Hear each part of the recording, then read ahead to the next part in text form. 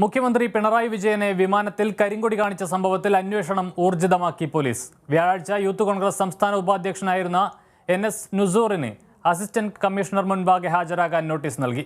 Shankhumukham assistant കമ്മീഷണറാണ് notice നൽകിയിരിക്കുന്നത്. കഴിഞ്ഞ June 13-ന് Kannur Thiruvananthapuram IndiGo വിമാനത്തിൽ മുഖ്യമന്ത്രി പിണറായി വിജയന് നേരെ നടന്ന പ്രതിഷേധത്തിൽ 2 യൂത്ത് കോൺഗ്രസ് നേതാക്കൾ അറസ്റ്റിലായിരുന്നു. തുടർന്ന് സംഘടനയുടെ സംസ്ഥാന കമ്മിറ്റി ഔദ്യോഗിക ഗ്രൂപ്പിൽ നിന്നും പുറത്തുവന്ന ചാറ്റിൽ KS ശബരിനാഥൻ നൽകിയ നിർദ്ദേശമാണ് സംഭവത്തിന് പിന്നിലെന്ന് പോലീസ് കണ്ടെത്തി. ഇതിന്റെ അടിസ്ഥാനത്തിൽ ശബരിനാഥനെ അറസ്റ്റ് ചെയ്യുകയും ചെയ്തു.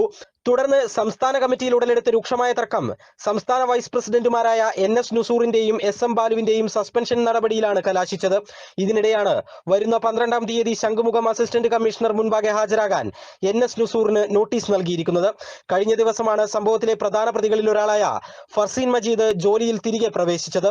സംഘടനയ്ക്കകത്തുള്ള അഭിപ്രായ വ്യത്യാസങ്ങൾ മുതലെടുത്ത് സംസ്ഥാന നേതാക്കളെ രാഷ്ട്രീയമായി വേട്ടയാടുകയാണ് സർക്കാരെന്ന് യൂത്ത് കോൺഗ്രസ് ആരോപിക്കുന്നു. Kerala vision news, Thiruvananthapuram.